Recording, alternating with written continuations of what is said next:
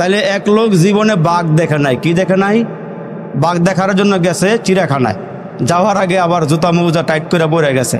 তো মুরব্বী মানুষ বগল তলে একটা ছাতা ওডিছে।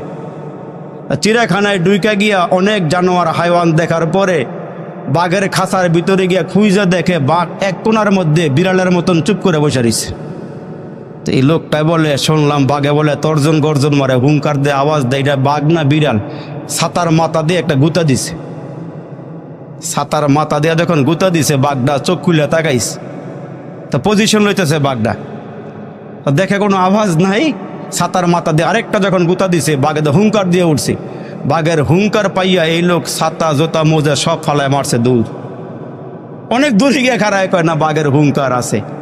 তো এই দেশে ইহুদি, খ্রিস্টান, নাসারা, বৌদ্ধ, হিন্দু, আরজু, অনারজু, নাগা, কুকি, গারো, সৌতাল, খাসিয়াল যত সম্প্রদায় আছে, আমরা এখানে যারা আছি আওয়ামী লীগ, বিএনপি, জাসদ, বাসদ, খাসদ, মাসদ, আওয়ামী লীগ, বিএনপি, জাতীয় পার্টি, তারপরে জামাতি, তবলিগ, পাবলিক, চরমনাই, উজানি, মুসাবিয়া, মাইজবান্ডারি, কুতুববাগে, রাজারবাগে, দেওয়ানবাগে, সুরেশ্বরী, আরও যত আছে, যত গ্রুপের লোক আছেন, যত রাজনৈতিক নেতারা আছেন, কর্মীরা আছেন, সব আমরা এখানে যারা আছি, আমরা সবাই একসাথে হয়ে যদি দল মত নির্বিশেষে আওয়াজ দিতে পারি, তাহলে আশা করা যায় বাতিলটা আমাদের আওয়াজে ভয় পাইতে বাধ্য হবে। ঠিক কিনা জোরে বলেন?